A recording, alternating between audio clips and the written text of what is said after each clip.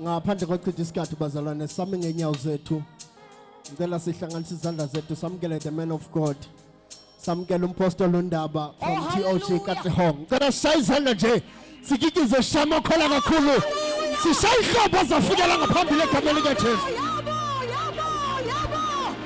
Jesus singahlala phansi bazalwane ngokusithoba okhulu angibingelele ingcebo zenkosi Bishop umloyi siyabingelela moya omfowethu siyabingelela abefundisi bonke nengabazanga egameni lenkosi haleluya nisekhona abazalwane abefundisi bonke nabazalwane nje esiqala ukuba nabo la amen bafowethu ngicela sidleni iZwi uHebrew chapter number 4 ngizawukhuleka nabantu namhlanje bathi baba umsize ngibeka dandla Hebrew chapter number 4 verse 12 Hebrew chapter number 4 verse 12 Thank you Jesus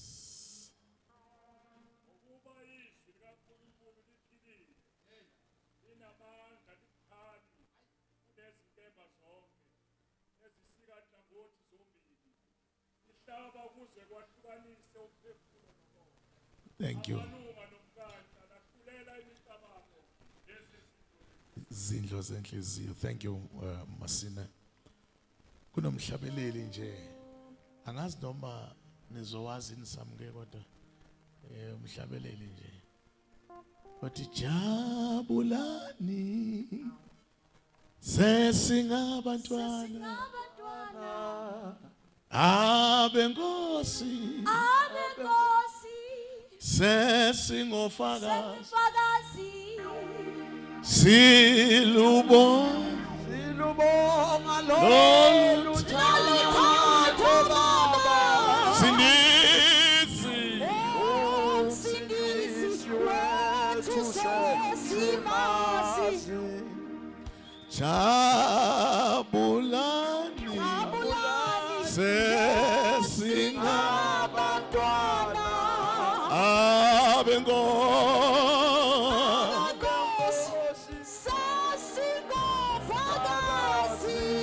silubonga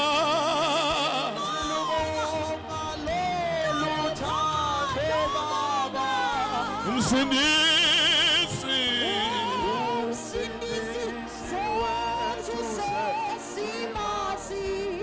asifunde kanje ke bazalwane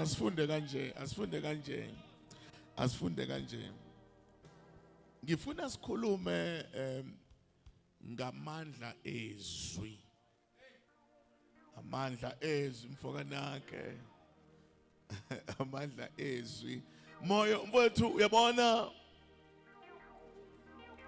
ngapha ngakithi kuke kwashona indoda inomuzi ganiwe bayishona kwatholakala ukuthi ushiyele umfazi wakhe imali kodwa wayishiya ishek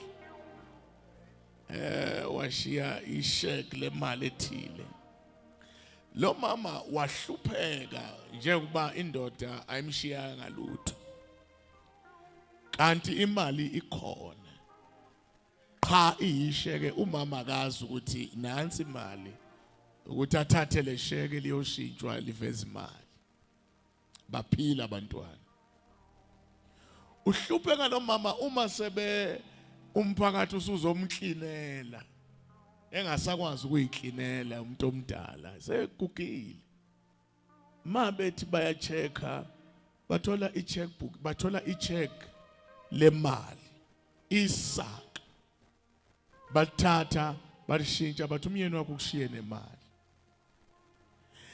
lento yafika engqondweni yami ukuthi bafowethu kuyenzeka siphatha amabhayibheli kodwa singazi ukuthi uJehova ushiyela incebe engakanani ezweni yabona khona abantu abakhala ngokuthi uNkulunkulu siyamdinga la uNkulunkulu kade aqeda into yakho ayifake ezwini lakhe yonke into ekhulunywe la uJehova yakwazi ukuyenza usemandleni ukuyenza and akukho la uThixo akhulumile la ahluleka ukukwenza asimazi uJehova ngamehlo enyama kodwa siyambona lapha akhulume khona nje izinto ziyenzeka futhi mangakakhulumi yena asikwazi ukumkhulumela manga ngoba uThixo wethu akakhulunyelwa mayikakhuluma nje izinto ziyenzeka Zenzeka izinto ngenxa yabantu zenzeka ngenxa yezwi linamandla izwi linamandla izwi likaJehova futhi kuyodlula umhlaba nezulu uncibilike amagquma nezintaba iyodwa into eyoma izwi iyoma lento bafowethu isazoma and asichaze mfokanake asichaze baba sichaze situhlala phansi akuzahlale sikha mamelani bazalwane asichaze kanje iBhayibheli malithi kuyodlula izulu nomhlaba uncibeleka amagquma nezintaba bese izwi likaJehova lime akukhulunywa ngezwi lisemaphepheni kanje ngoba makusha indlu liyasha nalo kodwa linamandla malisuka la kusuka lamazwi akhulunywe la bese uwafaka la enhlizweni noma ungasaliphethe leli iBhayibheli amazwi ehleze enhlizweni ngoba amazwi kaThixo aphefumlelwe alungele ukuyala noqondisa ngoba izwi likaJehova nje masilithatha lingena ngaphakathi kuthi noma kumani phambi kwethu sithi baba uthe ezwini lakho ngoba ayikho into eminyakazisa njengezwi Hawu Jehova uyababona abantu bayakhala phansi kwamapayipi, abanye bagqoke izingubo nje ezimareperepe, abanye abazi bazodlani. uJehova uyababona kodwa uqala ukuba namandla uThixo mayesevulwa izwi lakhe. Babe kuya ngokukhala kwabantu ngabe usiza bonke abantu abakhalayo, kodwa usiza abantu ngokwezwi. Ngicela sidle kanje na ngesikhathi mfokana ke sekunaleya damage eyenza umhlaba waba shapeless and formless, empty, kwaba ubumnyama phezkodwa. Kwakonakele lapha ubumnyama phezkodwa, umhlaba uempty. But lithi ke iBhayibheli, the Spirit of the Lord, ngifuna siyibukeke la, the Spirit of the Lord was hovering over the waters, and God said, ngamanye amazwi ukukhuluma namandla ezwi aba namandla ngoba kuthunyelwe umoya engcwele. Khona izinto ezila eyikhunywe uThixo kodwa ongeke ikwazi ukusebenzela up until kuba umoya engcwele oletha izwi ezibilini zakho. Ngiyabona uma ngabe wena uyifundela, ma uyifundela ugcina ugcwala ulwazi, kodwa mase kuumoya engcwele eletha izwi lomdala weinsuku phakathi kwakho, khona into mangcwele nje seletha izwi eliletha phakathi kwakho. Uyabona uthi noma ngabe kade ulijwayele nje izwi elijwayelekile lithi akunasikhali esilolele wena esiyophumelela, izwi nje likhulunywa lijwayelekile, kodwa mase liletha umoya engcwele ugcwala amandla, athi amandla akunasikhali esilolelwe thina esiyophumelela, siyodla okubulalayo kungasibulali. Awunisiyophatha inyoka singasenzi lutho, asikuvuma nobunyawo lakho lushalele fanise nenhlamvu yeso lakhe, izwi likaJehova. Beke sandiso sithi kancane nje, kunabantu la iBhayibheli ngifuna ke siyilungise indaba yakhona bese siyathandaza. Sibuka abantu abafyula, kodwa angifuni siwayeke amandla ezwi evela edubula ukufika kamoya engcwele. Ngizoyicorrecta futhi ngiyiphinde. Angifuni siwayeke lana ke athi umoya engcwele mayesefikile esekhuluma uNkulunkulu edubula phakathi emandleni kamoya engcwele. Khona izinto ezenzeka ukwadlula la kukhuluma khona uNdaba. Bayingozi abantu abalalela izwi belekelelwa ufika kamoya engcwele. Bese bakhona abantu abalidlayo ubusuku nemini kodwa likwazi ukubasebenzela up until ba receive the power of the Holy Spirit. Manje umoya engcwele uma sefikile ngaphakathi kwethu uyaliphakamisa libe neyikhwepha, libe namamuscle izwi likaJehova, uzwe noma usuhamba ube walk top. Bethi abantu uphakeme kanti uphakeme yinto ithwele ngaphakathi ikwenza ube nesibindi njengegqwirha.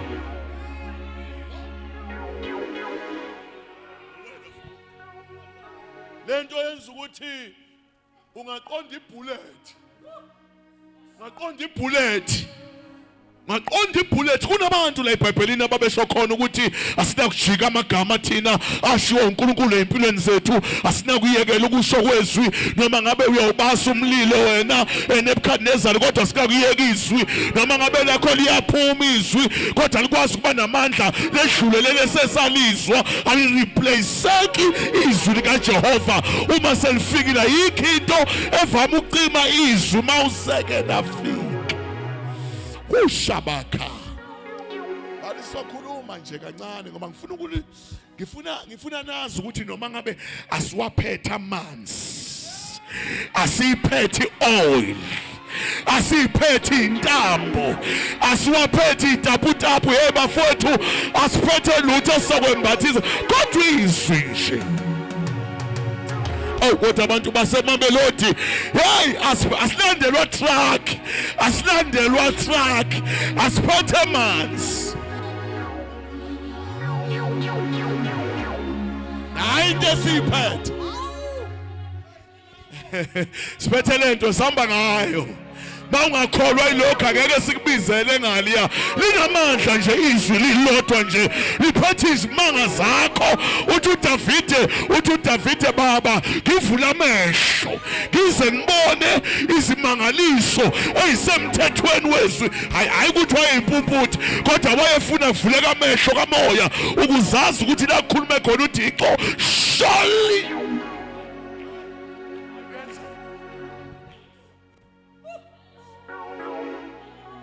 asuhlala phansi befundisi ngichaze lento. Cela ukuchaza lento bafethu. The word of God. The word of God. Awukuthi angiphinde futhi abantu baseMamelodi, angikhathala abantu bengathini, asiphethe lutho, siphethe izwi kha. The word of God. Shabato ilabayeke shalama. Yete mandesale. Siphethe izwi. Futhi ke siyalethemba. Siyalethemba nje. Mfoka Khulu, ubuxulu. Siyalethemba. Siyalethemba nje izwi. Siyalethemba nje ilolodwa.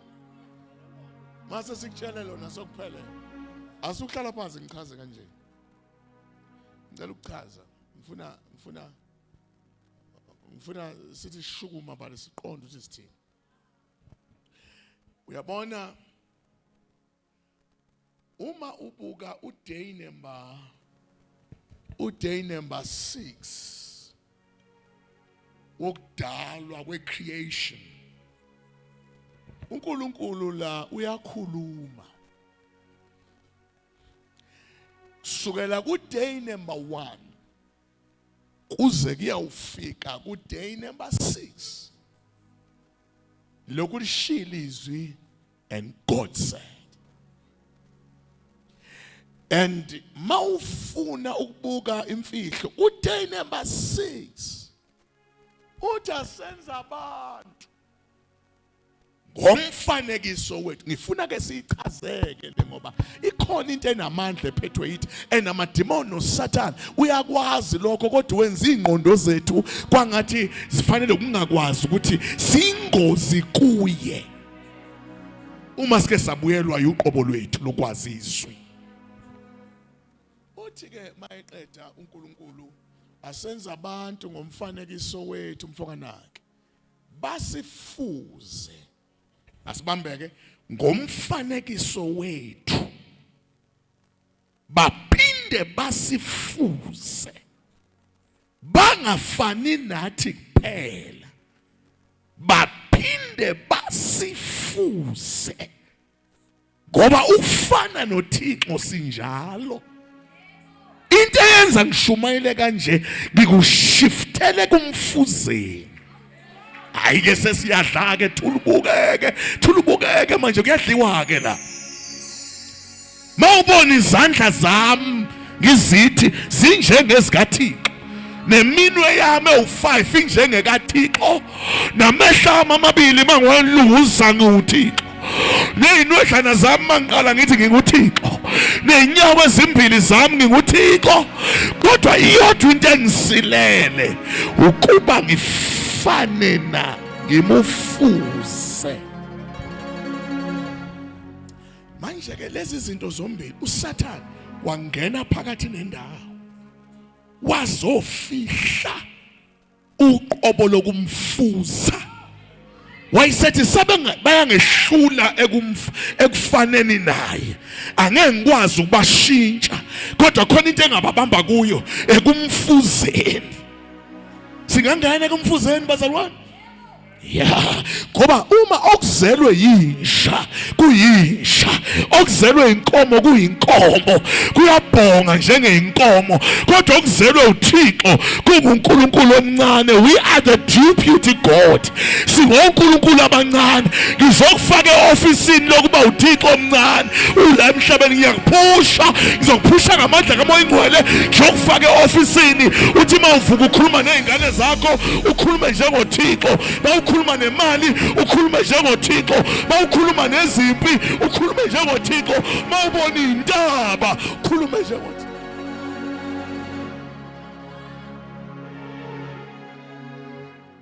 Now, lokho kungulusifa kwama phakathi kokumfuza nokufana naye. Kwathi uma ngenzeka laba bantu baphinde bamfuze bazoba ingozi. Asikuyeke lokho okufana naye, vele usebabumbile bafana naye, kodwa ngapha asifani ngoba yithi sodwa esifana noThixo. Kukho konke akudalile ngisho ingilosi ayifani naye. Yithi kuphela esifana naye. Ezinye ingilosi zinamehlo ugcwala umzimba wonke, ezinye zinezimpiko, ezinye zinezimponi. Yithi kuphela.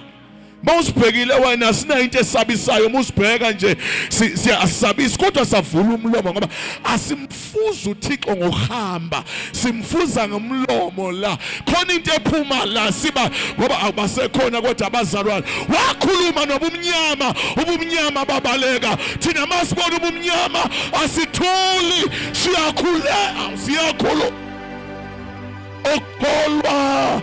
Okholwa aze athi kule ntaba ayiqelizukelele iyohamba, ngoba okholwa aze akhulume, ngoba ukholwa kufuna sikhulume. Unamandla uThixo ekukhulumeni. Asithi ukuhlala phansi ngechaza. Asikuhlala phansi ngechaza ncane. Hlala phansi.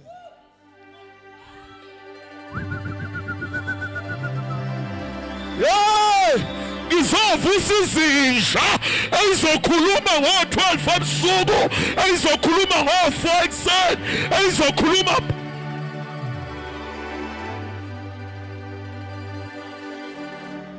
Asithi bantu basemamelodi asikhulume kanje. Asikhulume kanje bafowethu. Uday 1 mfokanake kuzofikwa kuday number 6. uNkulunkulu uyakhuluma.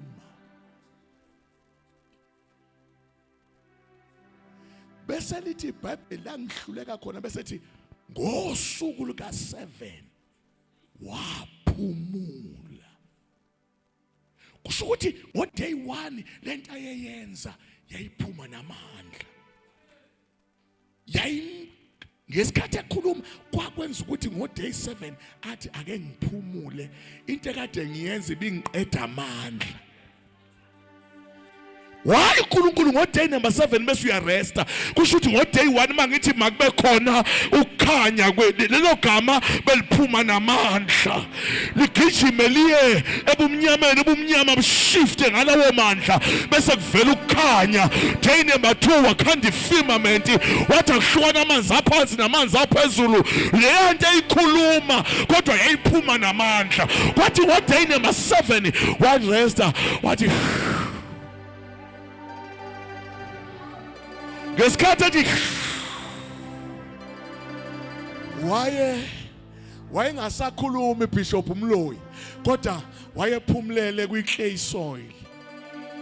Wayebamba i-clay soil, eyibamba efaka ikhala, efaka izandla, efaka inyawo, yaphakama i-clay soil. Yathi mayiphakama yama, yathi mayima. Kwasho ukuthi uphumulile ekhulumeni, kodwa udonsa into eseyiqedile uzoyiletha kwa-naked eye. Uyabona amathandaza thina sidonsa izinto kwelikamoya, siyibona sesiney'moto zingakafiki, sibona sesambe ema-ofisini amakhulu singakabi kukho ngoba sifuza ubaba wethu. Ayifini ngizoshumayela la. Yaphakama. Kodwa bafowethu akenindlele. Etsimini waphakama uAdam. yaphakama lento uday number 7 kuthiwa kwakakani nemvula ubumba lo lingaze ngalibamba kanjani kwakhuphuka imist yafike yamanzisa ubumba clay soil wabuka uThixo wabuka uday 6 uday 6 eseqedile eyibuka yena waqeda emva kwalokho wabamba ubumba lulele phansi walibamba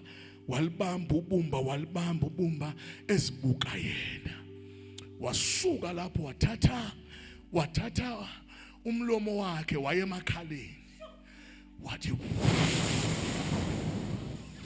efaka into ayiqede kwelika moya ezoyifaka ngaphakathi kweclay soil yaqala ubumba lahamba ubumba lithe maqedwe kuma ubumba wayesethi sengifuna into eyodwa ke nanti ubumba seluyimi kodwa ngifuna ukubona ukuthi lingangifuza na afot ngicela ke le noma ngabe ungayidlanga yonke into kodwa ngicela uyidlele nalo ubumba selimile kodwa likakwazi ukwenza lutho kodwa angazi noma nganisa lensimini yase Eden bakwethu bantu basemamelodi yama lento ineyihluzi inamamasele mayijika ithi izulu lajabula lathi sesiyadlula ku phase 1 manje wokuthi usekhona ofana nami manje ngifuna ngifuzeke wayeseyolanda izinto ayidale ngoday number 5 waletha inkomo waletha inqama zika day number 5 wathi ngifuna ngifuzeke ngoba manje kungifuza ukuthi adale akhulume ngomlomo wakhe wayesedlulisa inkomo la inkomo wayeseqedile ukuthi inkomo ngoday 5 uThixo wayeseyidlulisa ngoday 7 yadlula inkomo nempondo yafika yama phambi kaAdamu wayibuka wayeselunguza uday number 5 wayengekho ngoday number 5 waqala wathi we inkomo wena next kwaqhamuka impala kwaqhamuka izilwane waqala uJehova ojabula wathi yima ngathi inkomo ngoday 5 wayengekho ngoday 5 kodwa uyakwazi ukukhuluma into kaday 5 wayengekho yangifuza into emhlabeni wayesethi ithi iBhayibheli wayidlulisa izilwane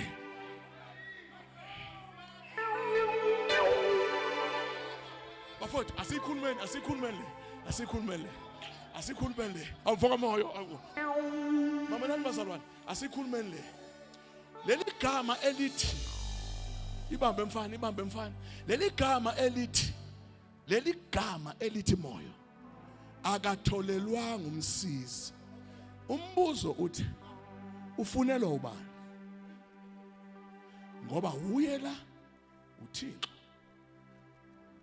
ufunelwa ubani ngoba uThixo akafuni yapha kusho ukuthi manje lento yokufuza uThixo yiye yayibuka izilwane kodwa ifuna uEva lento yayilapha kuye ngoba ngoday 6 badalwa kanye kodwa ngoday 7 babunjwa ngokwahlukana mhlawumbe kube miss call ke la kubantu beyimiss call kwabancane badalwe kanye kodwa babunjwa kwahlukanisa umnyaka mase bebunjwa kwaqalwa ngoAdamu uAdamu waqeda ukudala edala inkomo nezilwane kuze kube namhlanje zingamagamazo zayiqale zashiwa uThixo ngoday number 5 edala ngezwi so lo akashintshi lutho uthatha lokho sokuqediwe ngoba uJehova uyayithanda irepeat wena mawubuka igeneration iphinda uyabhoreka ngoba ubuyibukele ngezolo ezulwini kufunakala irepeat impela uyabona nje abangishumayela la I'm doing a repeat ngake ngashumayela eMamelodi ngizofeza icebo lokuthi ngashumayela eMamelodi noma uSathane benganginga ngemonto bengeke ngife bekuyophuma ngithintithe njengenkukhu iphume ezaleni ngizofeza icebo ngoba ayikho into eqalayo phansi komthunzi wena kodwa siyafeza ila bashaba matesala halaba yekete mandala bosa halaba ila mayekete lebo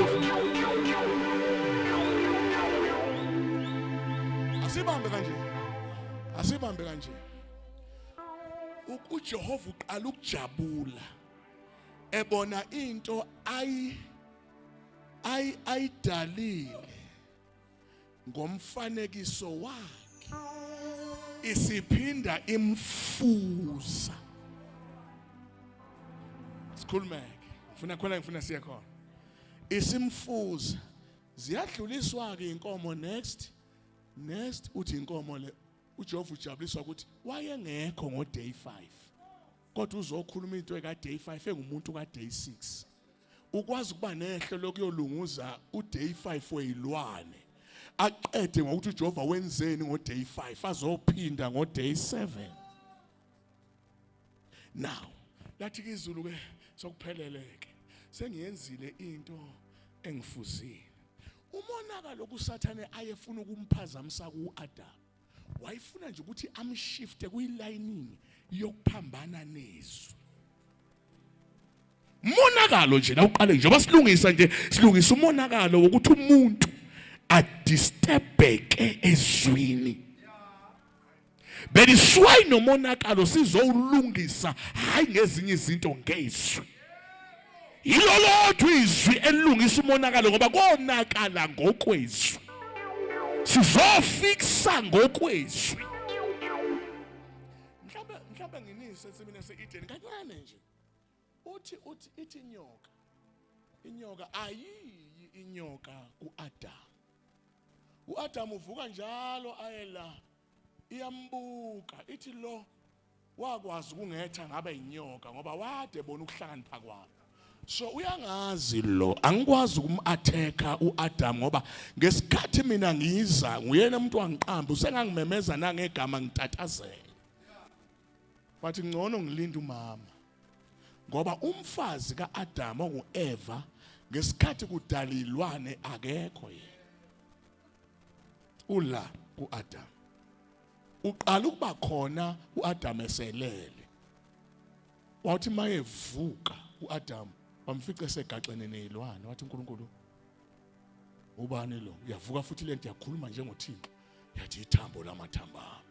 Kathi lele njalo ingazi ukuthi ubani wakhiwe ngani wathi ithambo lamathamba inyama yenyama yami. Kukhuluma umuntu ebuka ngehlo likaThixo. Umonakalo uqalela ngesikhathi uEva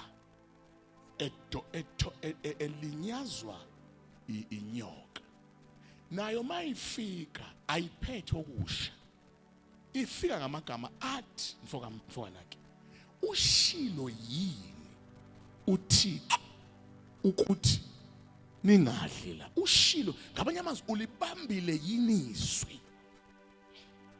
Usethi ke uEva yebo ushilo wathi masidla siyofana naye. Awu vele sifana naye kakade. Sithe sidalwa sadalela ukufana naye vele. There is no need ukuthi zesidle so that sofana naye. Kwasho ukuthi bafundisi nizongicorrecta baphathi bami. Into eyenza ukuthi uEva akwazi ukuconvince indoda akayiqalanga eseyothatha isithelo. Iqale ngesikhathi kushintshwa ihlalo emzini wakwaEva noAdam. Ayikhuluma. Amadoda ashiye ihlalo zawo njengamadoda emzini yawo. Avulela inyoka ngoba inyoka ikwazi ukuba namandla makushifta ihlalo. Umuntu okade lethi izithelo zokudliwa la uAdam. Kodwa yashintsha imeni kwaqhamuka manje sekuza uEva uyena oseprovider. Kanti ngokomthetho bekade kuletha bani la uAdam. Bekudleka ke kungaxatshanwa noThixo ngoba umuntu obebeka etafuleni bekuyindoda. Kuthe mase kufika isitha senza lo mama kwanguye olizane kanti usenza nezithelo engadliwa.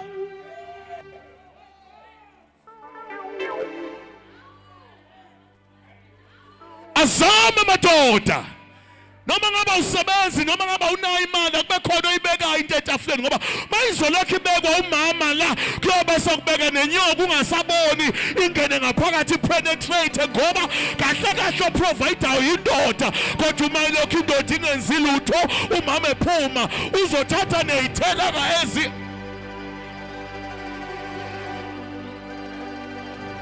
bayingoza abantu besifazane makuprovide bona kanti amadoda iwona kufuza provide yebo iNew South Africa le kodwa kufuneka ungabeki lutho beka noma kumhodlwanyana nje noma kuyothenga leyo grocer nalezo zinkwa beka musukufika ususuthi inyama yenhloko umama uzothatha over ngesikhathi ethatha over ushintshana izihlalo akunikeza isihlalo sokuba umama athatha isihlalo sokuba ubaba la ngesikhathi enza njalo bafowethu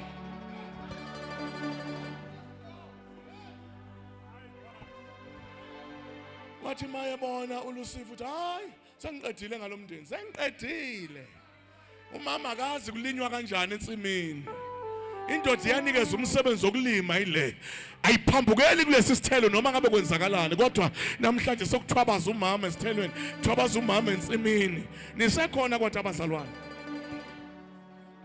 uthiwa wathatha umama wadla wanika indoda yakhe khona ke lapho ngifuna siye khona khona ngifuna siye khona kwase kuvuleka amehlo hayi ke uthiwa meqeda nje kudla uAdam uEva esedlile ngoba kwadla uEva kuqala hawu ngayikhuluma lento noma ingekho ezwini kodwa ila ingqondweni yami wathi mayedla uEva wambona uAdam ukuthi hey uwile lo mfazi yabona umlethela isithelo nje usembonile ukuthi hey lo mama lo ngoba uyambona manje ngoba ngesikhathi edla kwavuleka amehlo kwavuleka kamfazi uqala amehlo wathi mayithi wathi baba angikwazi ukuba ngedwa ngicela ukuba nawe ngokweplan kaThixo ngifanele ukuba nawe wamnika wadla ithi iBhayibheli indoda yayibona ukuthi hayi sokubhedile kodwa asale sekuyobheda sonke phakathi bafowethu listen maedla lo mama wanikeza indoda yadla kuthiwa avuleka amehlo umbuzo wami ke nawe kasiyenike kanti ngesikhathi ethi inkomo le ubebona ngani ngoba ngesikhathi ethi inkomo akakafiki lo yamama inkomo le imbuzi le ubebona ngani uma kambe sebedlile bese kuvuleka amehlo kusho ukuthi kusuka kuvuleka amehlo enyama kusuka amehlo kaJehova baye ukubuka njengoThixo babuka lithi iBhayibheli into yokuqala bayibona yona bayibona benqunu hawu kathi beningekho nqunu yini kaphambilini benivele ninqunu yini benijabulela nje ukuthi maniphozile nenze nje ninqunu awukwathi basekhona yini kodwa abantu madoda ushaba bakhethe masala bayini then emva kwalokho sebengena enkingeni manje ukuthi bakha amaqabunga manje baqala baphila impilo manje amaqabunga bakha ama leaves bathunga bafasa ntambama lento iyafohloka besathi bahlezi phansi mabesukuma sokuvela izibunu ubetha awu sengiyinqunu futhi aphinde ayozama baqala ukuzama sebephumile bayibona benqunu kanti bekufika ubusika nje nehlobo beyibhushuzela nje kodwa nganisa ini bafowethu ensimini yase-Eden nganisa ini kodwa abaphatha ensimini yase-Eden nganisa ini kodwa ensimini yase-Eden bafowethu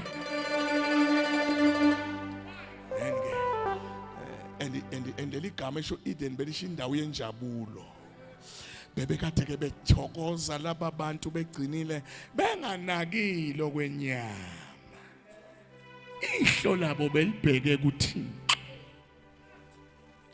ntambama lehla izulu lizohlala nendoda ake sibambeke ngoba isikhathi sami siphelile and then lithi iBhayibheli ke wafika kuThixo ngokujwayelekile wazobafuna hayi ukuthi akababoni ubabiza kulokho abaphume kuko Adam ukuphi na uyambona njalo lapha but umbiza lapha mina wena Adam ngikwazi lapha ekungifuzeni Adam ukuphi na ushone bese yasho ukuthi udlile na udlile na ngoba into engakwenza uqashe ukudla ngoba ukudla kwakho yikho lokudlile na utshelo bani ukuthi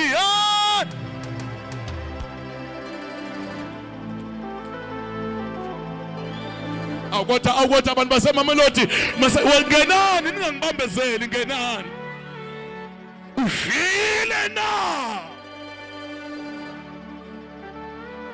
usethi ke makaphendula nansi indaba asingayibalekeli singali abuse le verse bazalwane singali abuse bese nansi indaba bese yamemeza Adam athi ngizwe izwi lakho ngaqasha hawu seliyaqashisa ngoba uJehova wabona ukuthi uyaphuma kimi mayephuma ezwini uphuma kimi ngamdalela ezwini ngimuzwa ngezwi mina naye connected ngezwi asinaye enye into esixhumanisayo kodwa mayisedlile waphule izwi manje yiyo lento eyenza sibalekela uma sibuyela ezwini sibuyela kuye yena ungilizwi safela ezwini halabata mandasala ibadai Khula mashallah ibata singabantu bezwi thina into engekho ezwini asiyilandeli singabantu bezwi thina izwi noma lingakhuluma kanjani uma lingakakhuluma izwi asi-entertain leyo nto leyo nangefika kubo bedweba sebedweba ubusuku bonke oPeter behamba nge-instruction yemfundo yokudwoba wafika uJesu ekseni ilanga seliphumile wathi ninakho eniwenzayo basekhona abazalwane uthi uPeter sesidweba ubusuku bonke kodwa ngenxa yezwi lakho ngibeka emuva manje imfundo yami ngibeka emuva manje uhlakani bami ngithatha izwi manje uthi uPeter ngenxa yezwi lakho Nkosi sesiyawehlisa amanethi awulithi iBhayibheli wawafaka khona lapha kade bewafake khona ngoba sekhuluma umdala weinsuku owayekhona umhlaba ungakasekelwa ulizwi laphakade ingonyama yomndeni kaJuda umafunga phinda angajiki umabhodle ehlane kuchapha kimana inkosi yokuthula nomphristi ngokaMelkisedeki the bright morning star the leading of the faith mayisekhulumile mayisekhulumile sihambeni semakhaya sokulungile bayakhuluma abantu izinto engenzeki kodwa masekhuluma uJehova izinto ziyenzeka uthi Peter siyawehlisa ke mfundisi amanethi siyawehlisa ithi iBhayibheli inhlanzi zezwi igama ethi yehlisana amanethi zaliswa izwi lomdala wensuku zagijima mabe wadonsa amanethi kwacaca ukuthi inhlanzi sigcwele azilethwanga imfundo ke manje zilethwe izwi likaJehova akodwa basekhona nabazalwane uthi uJesu let us cross over to the other side yena akasa cross over kodwa ugibela intaba lithi iBhayibheli sagibele intaba weza ngomlindo wokusa ngoba bonke abacrossa over there is a storm between ngoba umulalela izwi likaJehova kuba nestorm esingalwi nawe esilwe nokuthi will practice izwi likaJehova lisekhona kodwa abazalwane lithi iBhayibheli mabevukelwa istorm sathi masivuka istorm ngomlindo wokusa amfoka xulu ngomlindo wokusa kwabonakala uJesu ehamba phe kwestorm siyabakhalisa istorm lapha sesibashika ubusuku bonke kodwa uJesu ugibele sona manje anithi iBhayibheli wathi uPeter waphakama wathi hey awumunge silona ithonga wena ungesisi isipoko mangesisi isipoko ayikho into enizobona ngayo ngizobona ngokuthi ukhulume ngoba izipoko ziyakhuluma ngenzeki abantu bayakhuluma ngenzeki kodwa makhuluma wena izinto ziyokwenzeka wayesethi memeza wathi Peter bangabe kunguwe Nkosi khuluma izwi. Angendaba nalesi sitomo kade singihlupha. Makhuluma wena nje inkosi. Khuluma izwi ngizogibela phezulu kwesitomo ngize ku. Wamemeza uJesu wathi Peter was angisizona ithonga was. Yaphuma lento. Yaphuma emkhunjini. Yagcoba ulwandle. I-force of gravity angaba namandla. La beke khona kwaqina. Hey. Awukuthi abafutha ake nginise phe kolwandle bafutha ake nginise phe. Bantu basemama Lord ake siye phe kolwandle nayindaba inkulu la. Wagibela kune force of gravity umuntu ophezulu kolwandle fanele shone phansi. Kodwa mangabe izwi sekuthe woza. Yayisimbi ngonyama yomndeni kaJuda. Yambuka edilika uPeter phezulu esikepini. Walibeka unyawo lokuqala, walibeka lesibili unyawo, walibeka lesithathu wamangala. Wathi ngihamba phezu kwento ekade inkinga. Yini indaba kwenze njalo usekhulumile. Khulumile manje ongawathetha manga. Wathi woza Peter phezulu kolwandle noma ngabe kade ukhaliswa isitomu. Gibela phezu kwasuze ngoba sekukhulume mina. Ayeke sakubulala ngoba yikho into ebulala umuntu ohamba izindlela zezwi.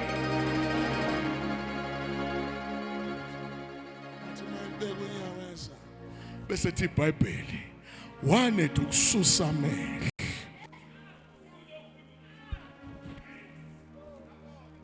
Wanethu ukususa amehlo. Nganisa Eden kancane ngenhlanganisa nalenkulumo. Eden inyoka ayimthathelanga uEva. Kodwa ethi iBhayibheli uEva wabona umuthi unxanekile ukuba ngawudla emehlweni akhe. Kunepower kubantu bezwi la emehlweni. Kufanele noma niyokhalela umuntu eshonelwe ningamvume lokho emboza ingubo mase nifikile. Ningabantu bezwi. Manifika nje lokho emboza ingubo ayangashonelwa indoda ngiyacinga uba khona wayibulala indoda. Manifika nje nihuba ihubo ethi ngapha nangapha uthando lwenkosi lusihaqile. Ntombi vula ingubo. Sizokhalela mntana sekhaya vula ingubo. Ungalokhu ukhala sikhala phansi kwengubo vula ingubo sesifikile. Sithi baba bamba uJesu uyinkosi yamakhosi wavuka kwabafileyo simbheke emehlweni siyamrechargeisa maye phakamisa amehlo esibheka uyarecharge agcwala amandla athi noma lesi simo besithi siyangiqeda kodwa masifika abakwethu asinayo into esiphethe masikubheka nje. Kufana neintombi enoJesu umazi umfanema nje enamadred akhe nezinyo legolide enaphakamisa amadred ethi khuluma ngothanda ayibheki phansi intombi enomoya ingcwele ayibheki phansi imbheke emehlweni ithi thetha bhuti khuluma kwenze njani uthi uxakwe yini kwenze njani umfana vele angene kuquiver and shiver khoba ezasemhlabeni zibhala phansi kodwa ezezulu zimbheke emehlweni ngoba zembetha amandla zesabi. Lithi iBhayibheli ubani owazi umoya womunye kodwa umoya ingcwele uhlolisisa okudephileyo kukaJehova emntwini. Abasekhona abazalwane.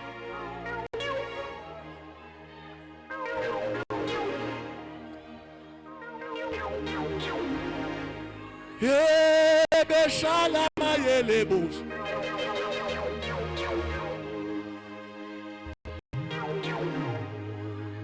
nayindoda ithi nami ngiyisikhulu ngikhuluma izwi maqathi izinto zenzeke. Ithi ungabe usangena kwami thumela izwi lapho khona ingane yami izophila. Awukwathi ngilithumela izwi kulabo abahleze emakhaya nalabo abahleze emakhaya abagulayo nabagulayo nabaneyinkinga ezinhlobonhlobo. Singathumela izwi likaJehova alina distance.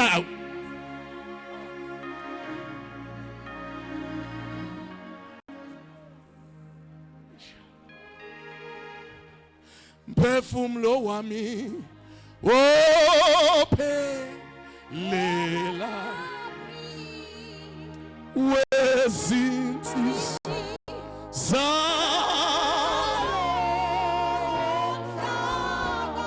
ilanga lami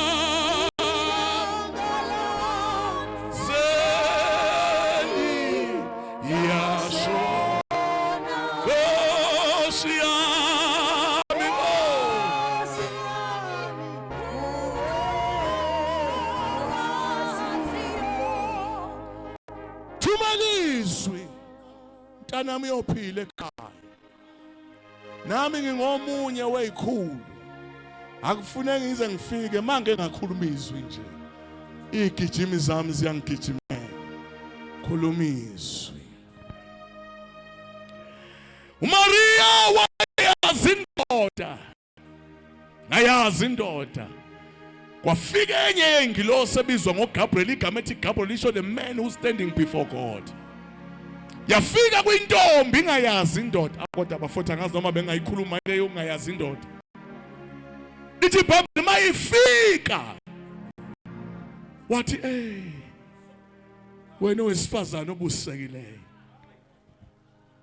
lo mama waqalaza ukuthi mhlawumbe kuba ngakube khulunywa ngami athi sisho wena kusekile uzawukhulela hawu uzawukhulelwa akaze ngizwe mose ukuthiwa mina umuntu okhulelwa indoda engakaze ibe khona ngasethi kulo engivela kuyo konke kuyenzeka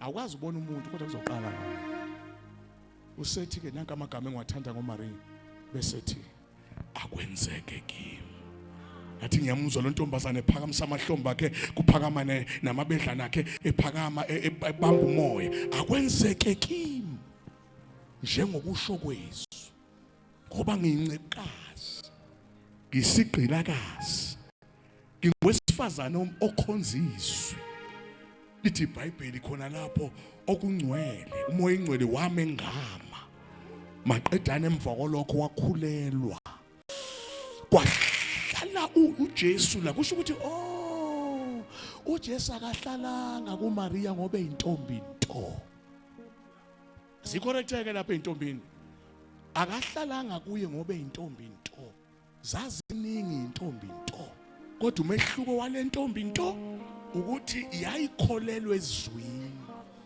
yathi akwenzeke kimi njengokusho kweZwi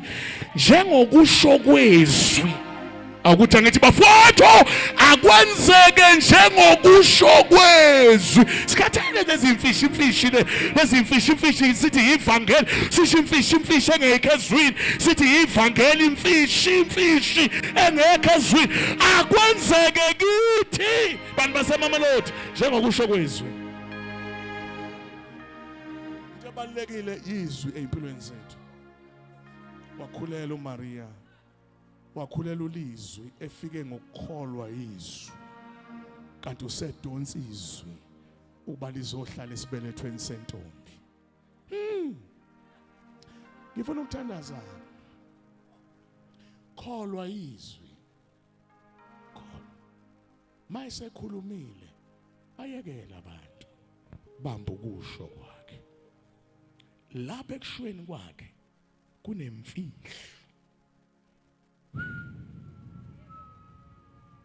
lapha ekushweni kwakhe kunemfihlo futhi noma ngaba ukazi ubone umuntu lokho kushiwo uThixo kungaqala ngawe bamba bantu baseMamelodi sengiyathandaza bamba iZwi kholwa iZwi lokho akushile eZwini ikhona okuzokwenzeka ngicela ukuvala ngokuthi uBiliam benoBalak bazama ukuyoshintsha iZwi bazama ukuyokhipha iZwi lapho eselikhulume khona phakathi kwalamadoda ithe yodwa hey akuzongiqalekisela uIsrael ngoba uIsrael uyanda and uyaphumelela ngiyazi ukuthi wena mawuke wakhuluma nisekhona mawuke wena wakhuluma izinto ziyenzeka sethi ke wazongiqalekisela uIsrael le ndoda isithi ke makungena uNkulunkulu ngicela sibe careful bazalwane moyingcolo uyaqhubezela amen haleluya uthi uNkulunkulu ma ebona endlini yalamanye amadoda kungena amadoda ngasebusuku uthi uNkulunkulu hey ngobani la isithi le hayi zithunywa zika Biliam Balak Biliam Balak zithunywa zika Balak uthi angiyoqalekisa uIsrael usethi uNkulunkulu umqalekisa kanjani into esikhuluma kuye ngaqedwe ngingayiriveza kanjani amazwi ami labo bantu abasaqalekiseki seba abantu esebohlala bebusekile nje usethi emadoda hamba niyotshela umpungushileyo ukuthi hey uJehova uthi la sekhulume khona wabusisa akunasiqalekise esilandelayo baphuma laba bamba ke sesiyathandaza ngiqinisile baphuma laba mabephuma batshela le ndoda uBalak hey le ndoda ithi sakwazi ukuthi kungabuye kuthiwe khona abantu abazoqalekiswa ngoba kakade laba abantu uJehova usebabusisa usekhulumile akawazi ukureveza amazwi usethi ke lo hayi wenziwa ukuthi akazi ukuthi ngizombhadala kanjani buyelani emtshela ukuthi kunenkokhelo lo msebenzi babuyela hey ndoda wabuya uNkulunkulu obani futhi labo yiwo lawo madoda athi angibuyele angihambe ngiyoqalekisa ubona kanjani Thixo wathi uThixo hamba wawungathi uyamkhulula kanti uyambona ukuthi inhliziyo isithathwe inkokhelo wathi hamba ubabusisi go and try wawungathi uyamkhulula wathatha imbongolo leyavamisa ukuhamba ngayo wayigibela imbongolo wayishaya wathi ayiye ingilosi kaNkulunkulu yavele ayangavela kuya vele embongolweni yathi zi yayivimba indlela wabathi uyale yayivimba indlela imbongolo yalala phansi zwi wayishaya wathi yazi babe nginomkhodo abengiyagwaza ngoba isiyasho lento yenkokhelo manje uyayibona le mbongolo iyambambezela yeba fowethu noma ngabe sobhadalwa malini uma ngabe iJehova engashila kashila weba fowethu uNkulunkulu evala umnyanga akawuvuli ngenxa ukuthi ufuna imali wena hey uNkulunkulu mfowethu uvula umnyanga vula umnyango awuvula umnyango bewuvalile abantu awuvule kodwa futhi maye uvalile ayikho indlela ongenza ngayo ukuthi uvuleke walala phansi imbongolo ithe isuka imbongolo first miracle yenzeka ngesilwane ukuthi imbongolo ikhulumiswa komuntu yajika ikhanda yathi ungishayelana hey ayisithi ukhona lapho esake wathi uThixo asiye khona ngenqaba mina ngikuthwalile ngikuhambisa phezukwazo zonke intaba ngifike ukhulume ngilalele ngikuthwale ngiphinde ngubuyise ngangahloniphi wena mina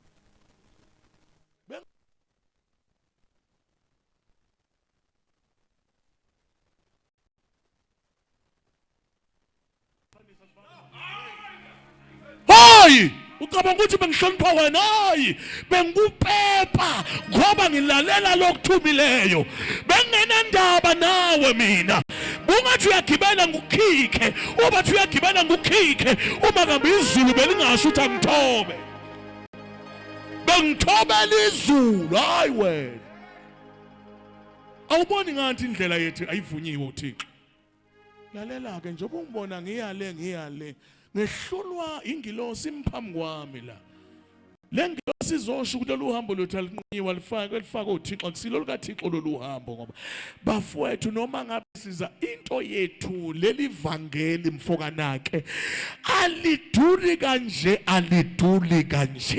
noma ungaza namadola namapound namarand uhlanganisa kusobe kwathenga ivangeli ngelamahala hayi ngoba lishibhile elamahala ngoba ingekho iprize engathenga ivangeli nedola linawo amandla for buying the gospel ngoba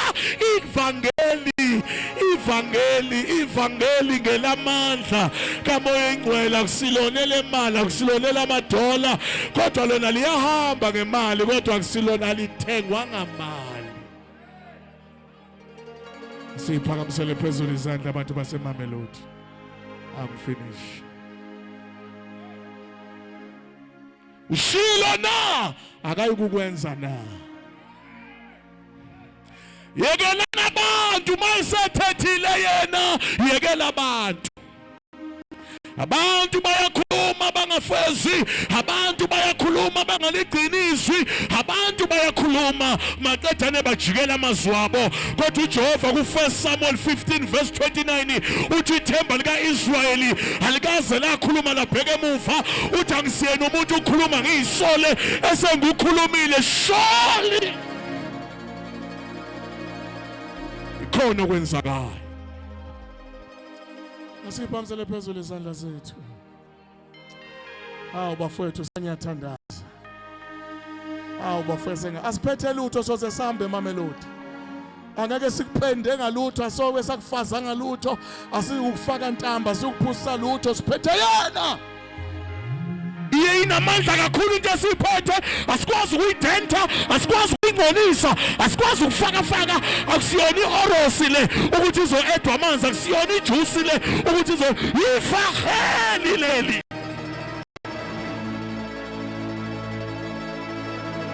Ifangani leli sakushiyelwa ngobaba. Obaba bashite ephilayo, bashite esumisa ishosha, bashite esumisa evula amehlo iphuputhe, bashite ededisa izifo emzimbeni. The word of God. Ngicela siphamisele phezulu izandla zethu.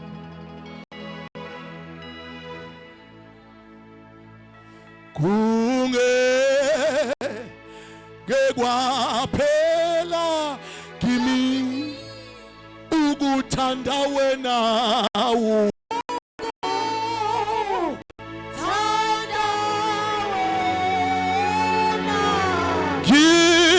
ngikhumbula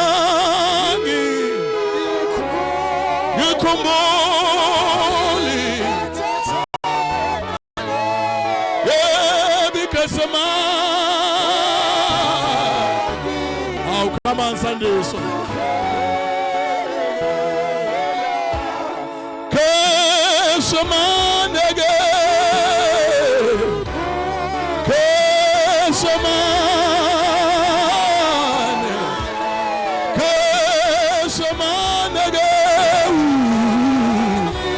Oh, hallelujah.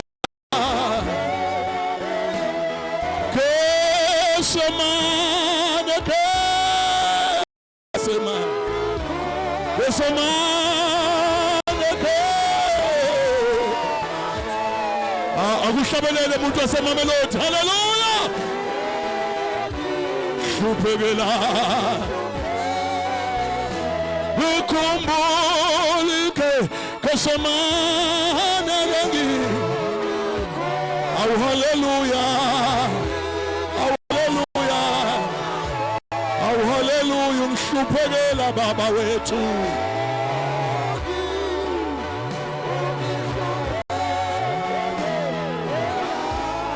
Asiphamisele phezulu izandla zethu. Siphamisele phezulu izandla zethu. Bafethu asinakho okunye. Izwi qha. Izwi qha. Izwi qha. Sisayiphakamisile izandla zethu samke. Izwi lahlaba inhliziyo yami. Langibonisa ukwethuka. Siphamisele phezulu izandla zakho.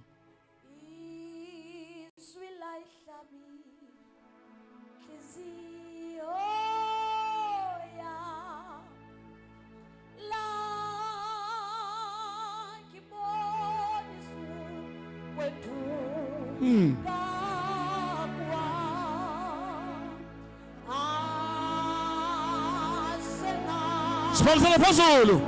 Awusandiswa.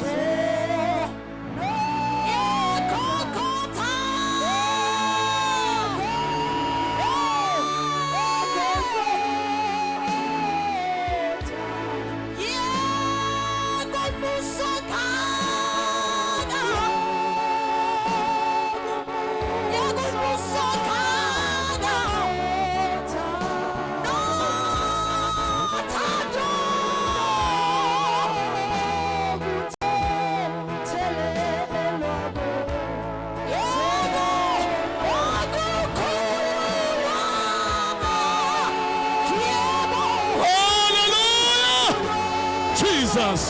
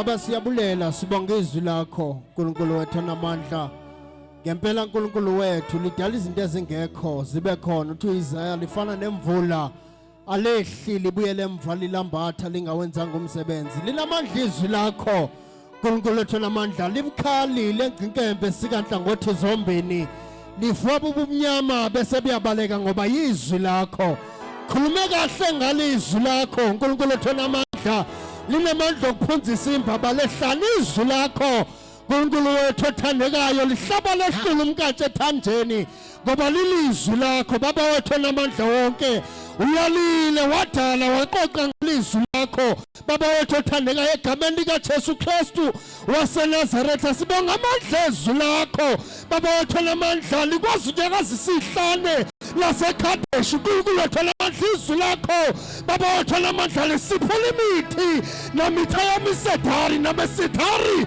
eyaseliBhanoni ngoba lilizwi lakho akunamoya akunagqwirha akunamthakathi ongamelana nozwakala kwezwi lakho egameni likaJesu Kristu waseNazaretha baba sikunika udumo sikunika uzuko ngenxa yamandla ezwi lakho phakama uNkulunkulu wethu egameni likaJesu Kristu waseNazaretha for thy is the kingdom the power and the glory sibongile uNkulunkulu wethu in Jesus mighty name amen.